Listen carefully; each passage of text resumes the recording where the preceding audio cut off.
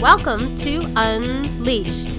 And don't forget to join us on Patreon for early access and exclusive content.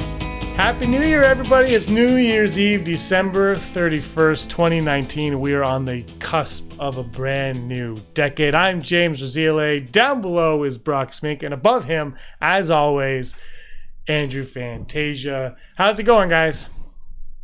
Wonderful. How you doing? Great. Brock? Good. Thank you, James. Thank you for having me on the show. Oh, you're welcome. Thanks for being here. Long time listener, first time caller. We should have call-ins though. We should have I wish. Call. We need to set up like a 1-800 number. I mean, call us. technically Skype is calling in, so yeah, but it's not like the phone lines are open calling in.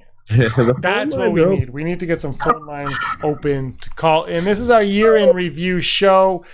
We're just going to talk about the year that was in regards to Star Wars and everything here at Rebel Scum podcast. The year obviously started with our ranking Star Wars show. That's how we start things all the time. And I don't remember the rankings at all, Brock. The only thing I remember is I just moved into this house. I did it from this room, which I ended up leaving this room for a while. Then I came back to this room. But my internet was not working very well. Shocking. And you recorded it. And I remember people watching saying, like, where did James go? James has disappeared. Do you remember that ranking show at all? No, not really. No. I try to put all of these shows out of my mind. No, I don't remember that at all. Skype. Andrew, do you remember that ranking show? Were you on that show?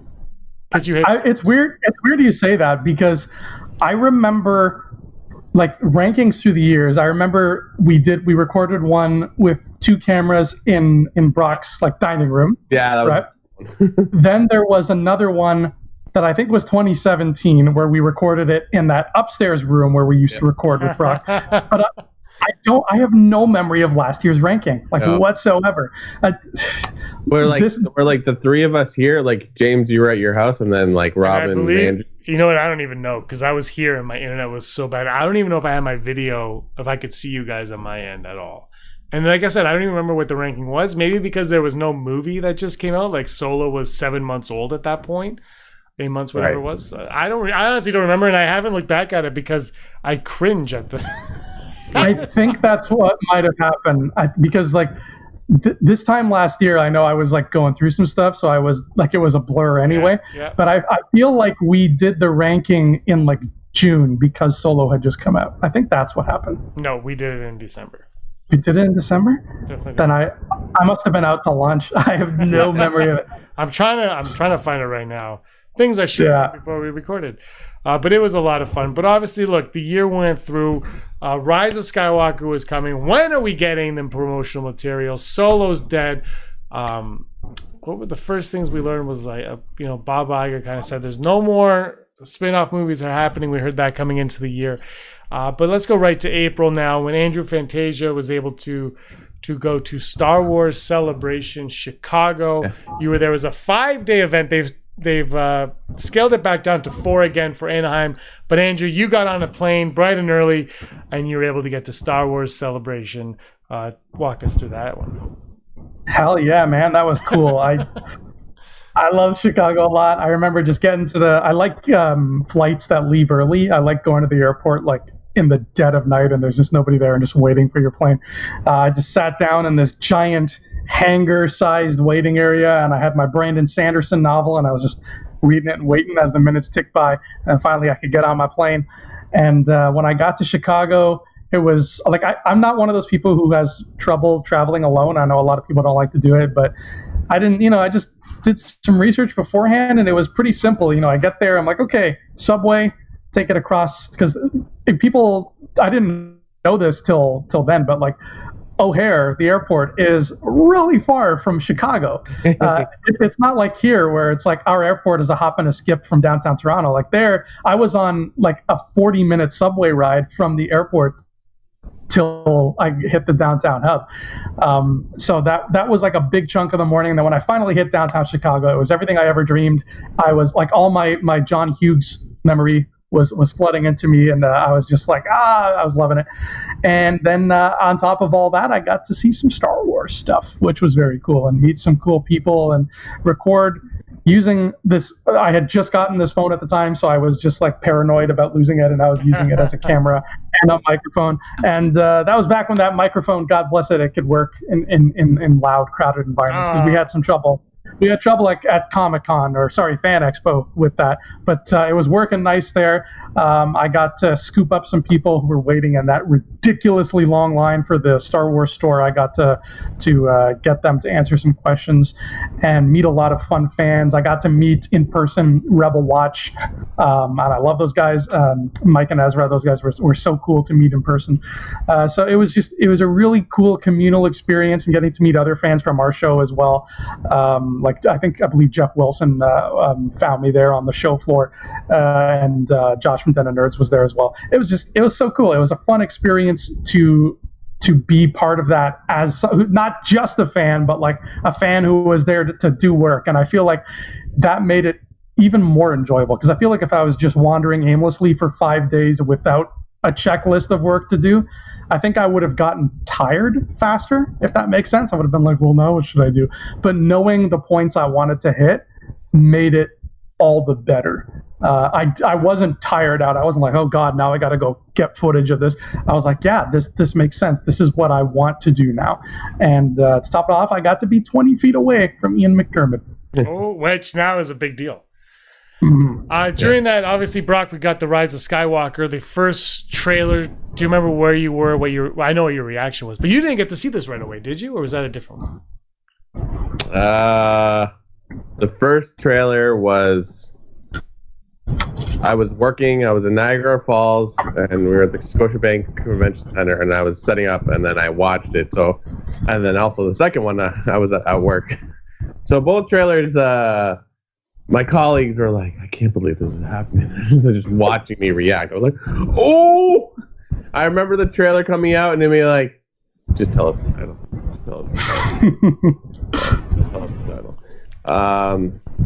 But yeah, I remember like Celebration, there was like a lot of good stuff. I mean, that's where we first learned Ian McDermott was back as the Emperor, and like that blew our minds for like pretty much the rest of the year, right? We're like, wow. How is this going to work? And now we know, and you're like, wow. It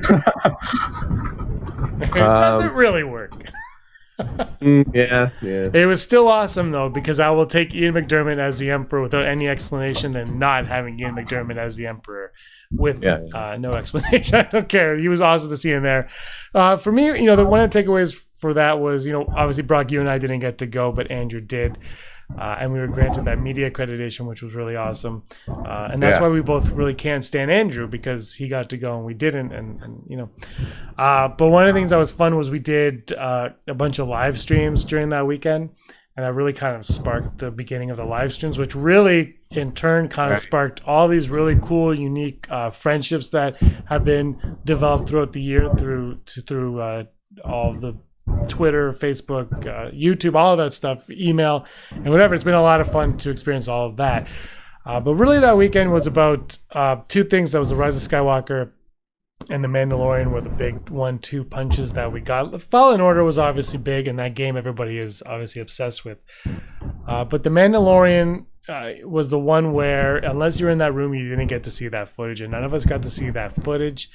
It took a while to get there, but eventually we did.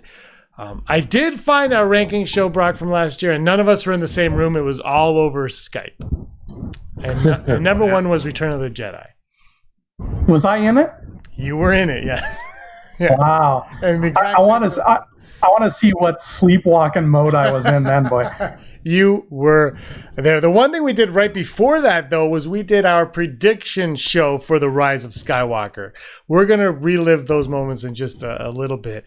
But let's go past that. May 4th kind of came and went, and we were still living off the trailer that we got. Brock, we ended up taking some time off in that summer for personal reasons. Yep. So we weren't able to do a lot then. We didn't do too much. But I will say, it was a personal reason, and we let a few people on, especially the Patreon, know why we were absent from there, and the support was fantastic. And then we came back as Star Wars kind of came back.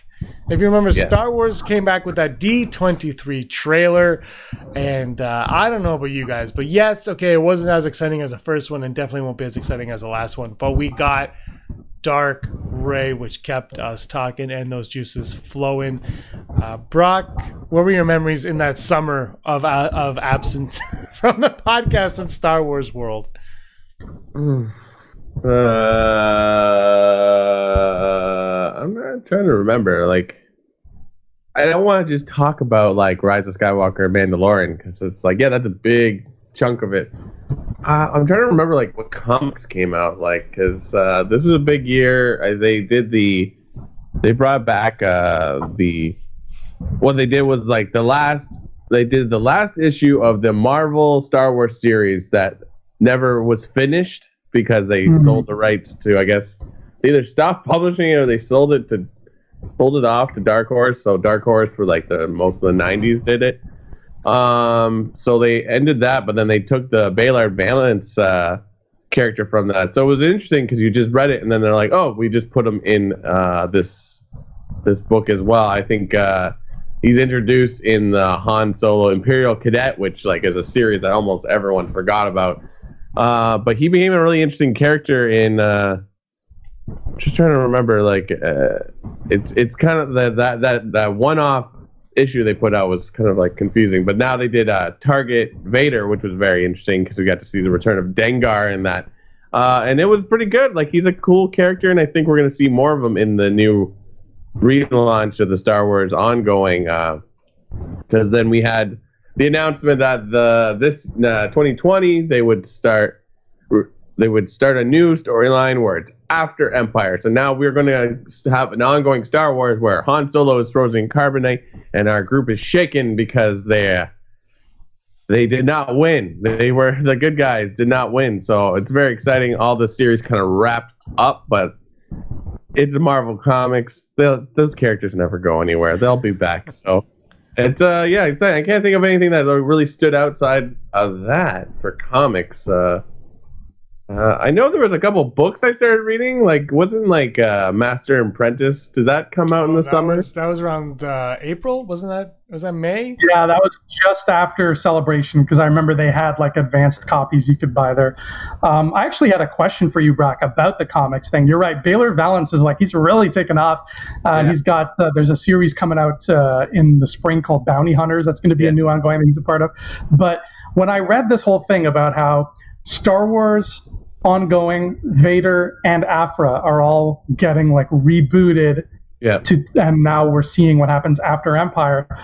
I found that weird. And like, is that normal? Do comics normally do this where they're like, okay, Spider-Man got to issue 50, we're gonna start back at 1, but it's still called Spider-Man? Like, it's a reasonably newer thing they've been doing in like the last 10 years with like the success of movies. The worry for a lot of comic companies is that you'll see these characters that you're introduced in, like, you know, you introduce people to Deadpool and they're like, I would like to start reading Deadpool. It's like, here's issue 5, 6, 7. You're like, I want issue number 1. I'm like, oh, that was like 20 years ago or whatever you want to say. It's just like, so the concept is like, well, if you come to a store and it says number 1, you're going to pick it up. So it like, I think that's absolutely ridiculous. It's one of the fun things about comics. You go in and you you're trying to find all the storylines. I get it.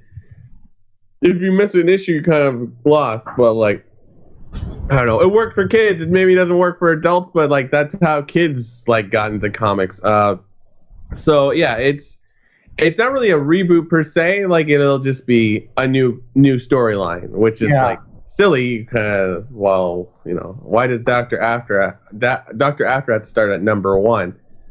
It's just a thing. It is what it is. It kind of takes away now because we'll never get that milestone where it's like, wow, this reached issue 200. Like you won't get that issue that says like, and Marvel, I have like so many old comics like Hulk number 300 and then it was like a foil cover because they're like, look at this milestone.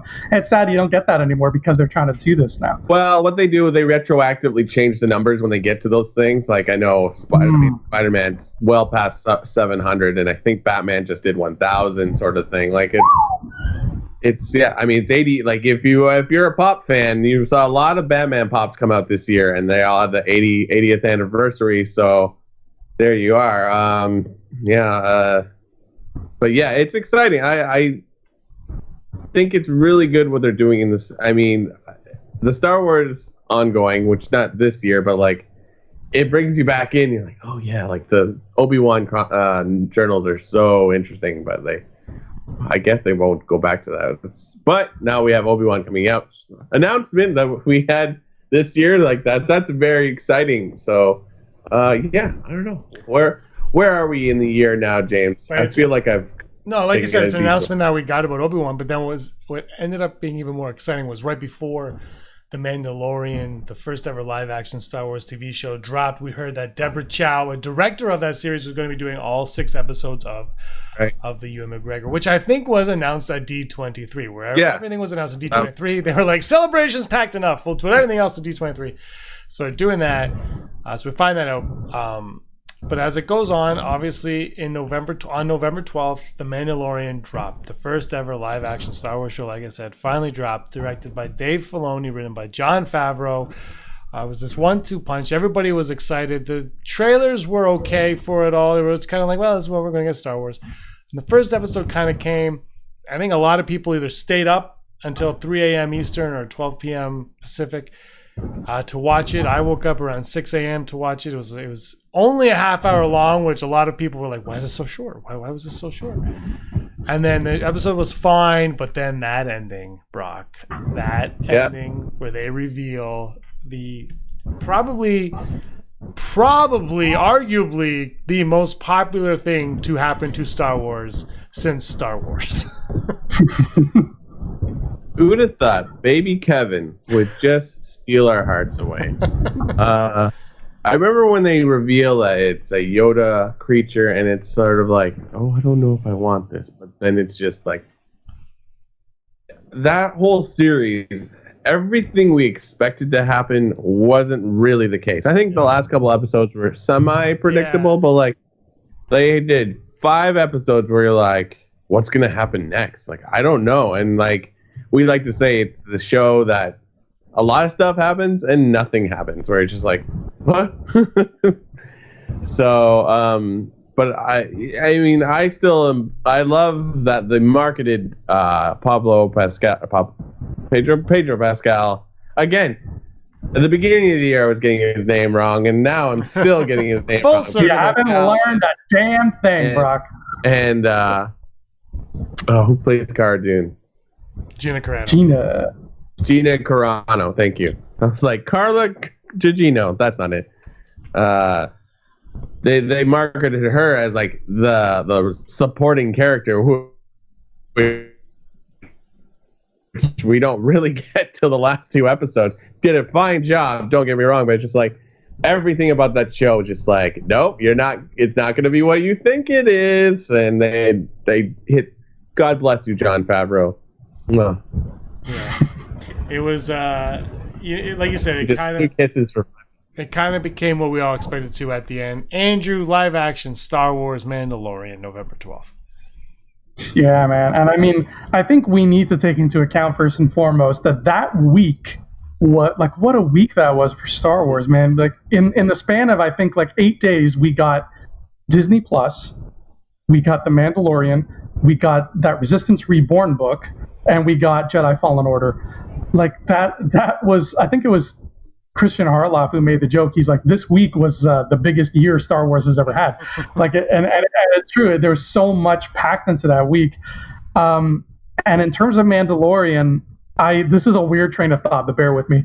Whenever I think of stuff from our youth, like 80s movies or such from our youth that we enjoyed, it always reminds me of the early wee hours of the morning, like when the sun has just come up. Because I don't know about you guys, but when I was a kid, I would wake up before the grown-ups, and to amuse myself, I would just put on like a Disney VHS or something and just sit on the carpet and watch it. So like the very early hours of the morning was me watching something usually. And because of the nature of Mandalorian, that first episode, I woke up at like 7 a.m. bright and early to see it, and I did that with every episode. So The Mandalorian itself already feels like it was made in the 80s, just with the aesthetic of it. But because I'm always watching it like at the crack of dawn, it always gives me that feeling as well. So it's weird because it's nostalgic, even though it's brand new. Yeah, that's true. But you're forgetting something else about that week, Mr. Andrew. What's that? McClunky. You're forgetting. McClunky. I still haven't seen that. The DVD sitting on my shelf. I'm not gonna stream a movie I already own. But the McClunky is only in the stream. And to be fair, Andrew, that stream will look way better than your DVD. Maybe it's gonna look. What is it? And we bypassed Force Friday because it was terrible. But Force November 1st, you got yourself a Janna and a Cara Dune figure, Andrew. I think, the figures, some of the figures were exciting. Brock, you and I had fun on Force Friday. We got some stuff that we really wanted to get. I got my second sister and I got a Janna Funko Pop. Now I'm kind of like, well, I kind of preferred Zori Bliss, but I'm going to stick with my Janna because she still had her bow and arrow. But then, look. The Mandalorian was a lot of fun. We got to watch it each week, and we got to talk about it each week. And Brock and Rob does his Mandalorian Scum show, and he got to talk about it with you guys and whatnot. But the the cherry on the top of 2019's cake was The Rise of Skywalker. That's what we were all anticipating. And on December 20th, 2018, we did our prediction show. Brock, are you ready? Are you ready to relive our answers? Oh God, yes. All right, so we've all seen The Rise of Skywalker. Now it's New Year's Eve. Let's end the year with hearing how amazingly incorrect we were a year before. This is a year before. This is before we got trailers, Vanity Fair, Empire Magazine, all these magazines. Before any of that, this is what our guesses were based on knowing nothing. And the questions that Andrew asked us were also based on knowing nothing. So Andrew, take it away. Well, first and foremost, I'm not going to go into the details because we'll save that for a different show. But I did tally all the results of everybody. You took this seriously. James, you got a lot right, sir. You outpaced everybody by a wide margin for right answers, and I think I am dead last. So the moral of the story is I know a lot about Star Wars except when you ask me questions about it, and then I cannot get them right. All right. So I have our paper here from December 2018 up to and including the top where I wrote Star Wars Episode 9, The Last Hope? Question mark? Or The Spark of Hope? I think my title was The Last Hope, and they keep referring to Rey as The Last Hope, and I'm like, that's your title! So let's see what we got here. So my first question was, what will the film's runtime be? And this is where you can see my spiraling dovetail into the ocean pretty quickly. Because I said 243. Ooh. And I still wish I was right, but I was very wrong. I was the most wrong of anybody. Brock, you said 228, so you were almost there. James got the closest, even though his answer is kind of cheap, because he said 217 to 221. 221! Now, my question 2, we didn't even bother asking because we found out the answer that same week. It was, will DJ appear? And he didn't, and that's why Rise of Skywalker is the worst movie ever made. Question 3, will Batu appear? I said yes. James and Brock, you both said no. In fact, James, you added after your no 0%, which is something you never say. That's so stupid. Let's see. Will we see Leia's death? I said no. Wow. Brock, you also said my gut says no. So tell your gut to go shove it because your gut was wrong. James said yes, let's do it, enthusiastically. Yes. Oh, man. I said, here we go. Will we see a force power we've never seen before? Brock, you said yes. You were the correct one. James and I said no. Was there a force power you thought about, Brock? Like, I don't know. I'm trying to remember. I can't think. Jeez. I think were we getting the leaks that like they were gonna force jump and something like that at that time, or was that later? Hey, that's a good question. I don't know if there were any leaks. It was like they were gonna jump from planet to planet. There was a time early on when Brock and I were checking those out. I feel like, you know what? I don't know. That's a good question. I don't know. Well, we all got this one wrong. How many Force ghosts will we see? I said 4. Brock, you said 1 to 3. Oh, I'm technically right. Yeah, I guess you're technically right. He's in the James, he's in the ballpark. James, you said 0. What?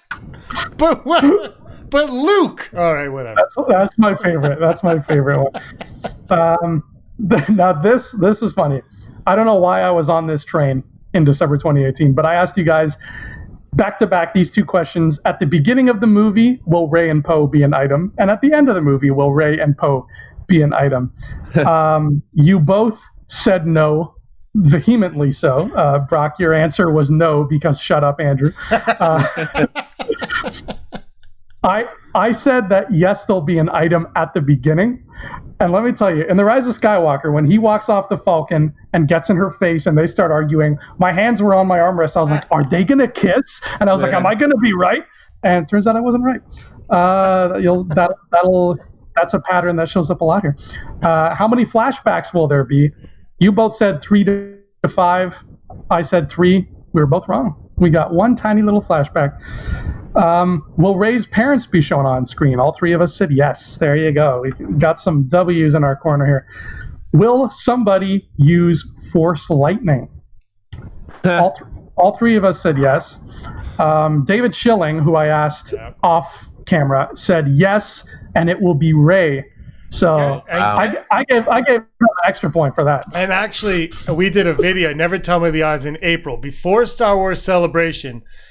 We did a Never Tell Me the Odds, and you said, my friend David Schilling thinks Rey will use Force lightning. What are the odds?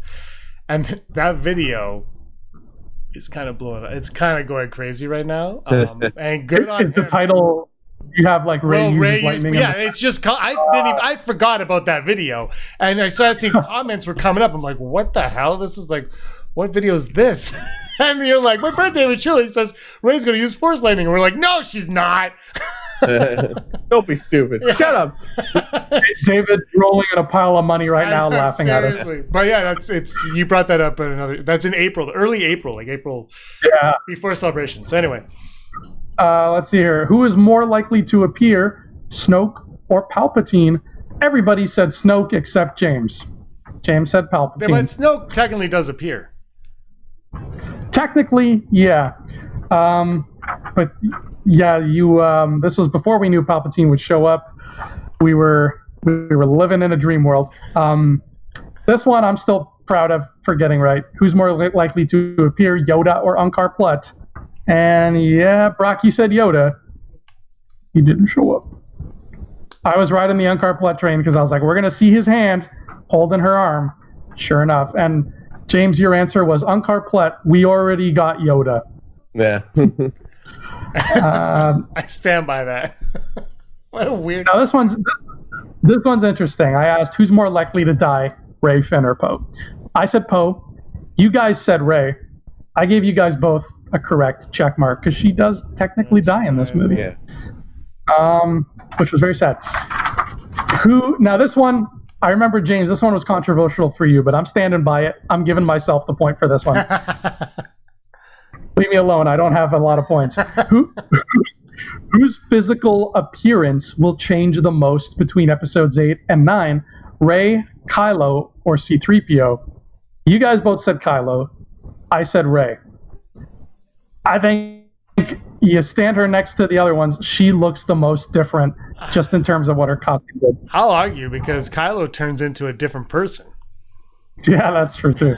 He wears a black sweater. Yeah. That black sweater. His scar goes missing. But yeah, I think she's the most different. That outfit is a cool outfit. How many different lightsaber colors will we see? Oh. James went with a hard 2. Uh-huh. I said 3. And I was almost right till that last instant. Brock, you said 5. You got ambitious. Wait. Which of the? Oh, we saw 4. We saw 4, right? We saw 4. Yeah. You know what? I did a poll on Twitter like a week before the movie, and 4 was the number I didn't even put down. I put 1, 2, 3, or 5 plus. That's right. There's 4 colors. Yeah. 4 colors. Which of the following words is most likely to be spoken? Sith, Palpatine, or Amidala? Brock, you and I both said Sith. And Sith does get said more than Palpatine. Yeah. So if somebody had said Palpatine, they wouldn't be wrong, but Sith would be. James, you said Amidala. Mm-hmm. I couldn't be more wrong. She wasn't even thought. I know, that's a shame. I thought we were getting something there. If we only see one planet from episodes 1 through 6, which one will we see? Brock, you and I both said Naboo. Everybody else said Mustafar, including you, James. Yeah, it's kind of cheap, though. I'm going to say that's a cheap point. It is. I still stand by that was Story Group's Mustafar, not J.J. I agree with you. Why didn't none of us say Tatooine, the most obvious planet to go to? I don't get it. Now this one was weird because I asked between Kerry Russell, Richard E. Grant, Naomi Ackie, Dominic Monaghan, and Matt Smith, who was most likely to use a lightsaber. I said Kerry Russell. Brock, you said Richard E. Grant. James, you said Matt Smith. James, you're probably the most right. He's still the most likely to use a lightsaber. Thank God he's not in the movie also. Nothing against Matt Smith, but the minute you say you're not in a movie, don't be in that movie. Exactly. And then I asked, what will the title be? Brock, you didn't have an answer for this. I don't know why. Your space is blank. Yeah. James, you just said Resistance. I'm really glad you were wrong. Well, me too. I said Spark of Hope. Nobody said Rise of Skywalker at all. No, of course. Then finally I asked who is going to have a bad feeling about this. I said Hux. Brock, you said Kylo Ren. James, you said Finn or Poe with a question mark. Yeah, I'm still asking that question. Who says it? Lando. Oh, Lando says it in a moment where it was very forced, and there was like 3 other moments in the movie where somebody could have said that line and been a lot less forced. Like, because he's just like, you hear TIE fighters, he goes, I have a bad feeling about this. And you're like, why? Like the camera. I'm sure TIE fighters have shown up on Pasana before to steal your child, Janna, Lando. Why does Janna... Okay, if Janna's an ex-stormtrooper, why does she have a name? Who gave her that name? Because Finn is named from Poe. I want to know that backstory. Also, Rise of Skywalker is just Return of the Jedi, but instead of Ewoks, they're former stormtroopers. So all 3 of these movies are just remakes of the original trilogy. Star Wars is dead. That's right. That's what it comes down to. Was that the end Long of live Star Wars. That was the end of the questions. Wow. DJ was way off. Yeah. Brock, no DJ and no Dak means Rise of Skywalker is the worst movie ever made. No, but we got Dominic Monaghan in like some role where apparently on the visual dictionary he has like 2 pages of information about. Yeah, he's got more than Palpatine. Palpatine has 0 pages of information. That's I don't get it, man. And it's like a role that Rose could easily have done. Yes and no. I mean, since she didn't get to do anything else, she could easily have done all that stuff, and it would have made no sense. I still feel like this was one of those moments when Rian Johnson's like, I'm going to create Rose. Screw you, Poe. You're going to do this. And then J. James is like, well, screw you. Rose is going to do that. I'm going to put Poe back where I want him. And then I'm going to have these new characters do things, and Rose is going to be there. Cut all of her scenes. But if this leads to a Rose Tico Disney Plus series, well done. Yeah. Was there actually a hashtag Justice for Rose? Is that a real thing because of the thing? Yeah, there's hashtag Justice for Rose, hashtag Ben deserved better, hashtag Star Wars fans are the worst, hashtag you don't like Star Wars, hashtag Star Wars fans don't like Star Wars, hashtag if you like The Rise of Skywalker, you don't like Star Wars. Okay. Hash browns. Yum yum. Ooh, have you been to Mary Brown's? No, I heard it's good though. I've never been to Mary Brown's. I just know like, the guy, the voice in the commercial, I'm just like, he sounds like, I don't want to say.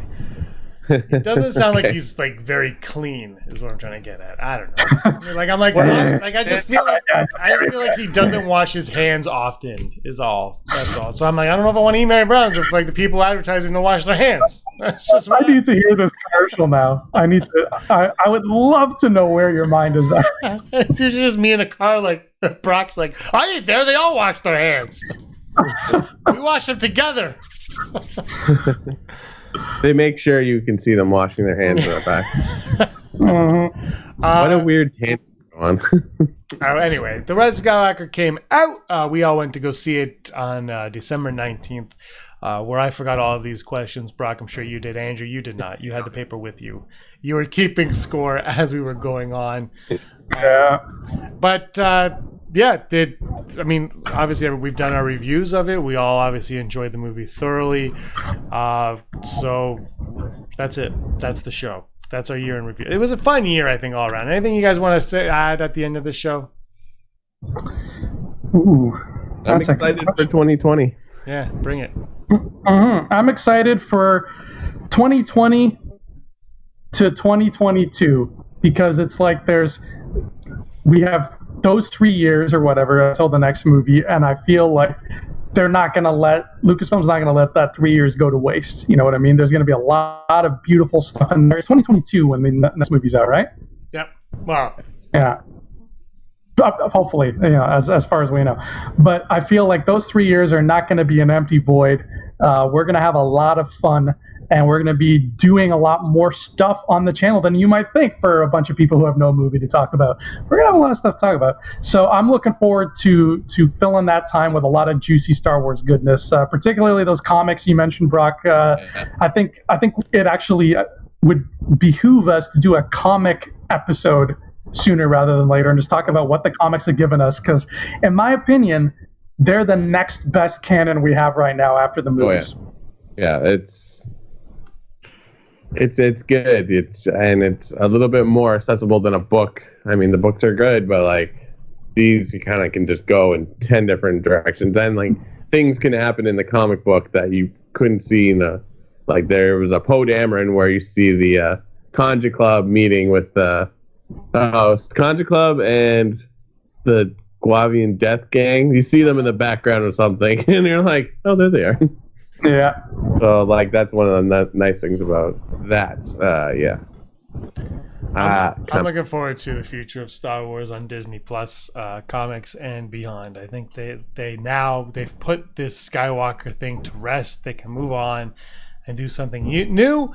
But in the same, I'm not sure what we're getting, but I'm hoping they treat it like they treat The Mandalorian, in that The Mandalorian is not part of the Skywalker saga, but it's definitely part of that Star Wars universe, and it is part of that Star Wars universe.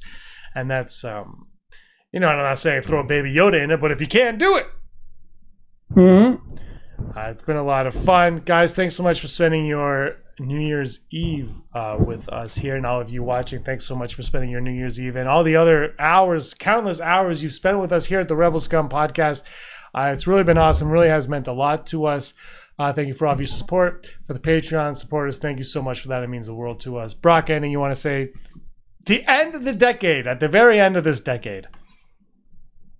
I'm very excited for Star Wars. It is one of my favorite things, and with the addition of Disney Plus into the fold, it's very exciting. We're going to get a Star Wars themed kids game show. I believe that this will be this year, and it's already exciting. And they already greenlit like season 2 of Mandalorian, like within the first 2 episodes of Mandalorian.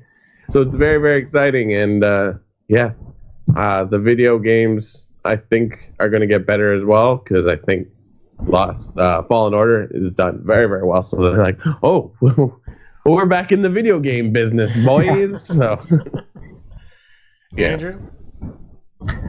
I can't wait to see what the slate is going to look like for 2020.